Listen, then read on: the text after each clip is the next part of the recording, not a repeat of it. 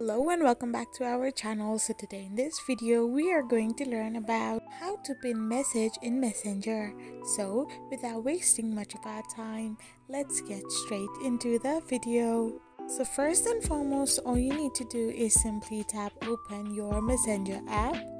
So once you tap it open, you need to simply go to any of the chats you want, and once you have selected the chat, you can simply select the text that you want to pin.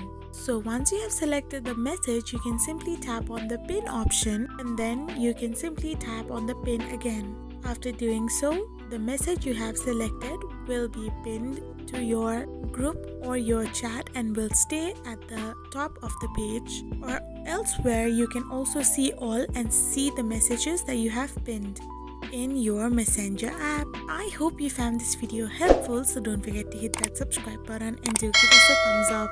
We will be back again with these informative videos. Thank you for watching.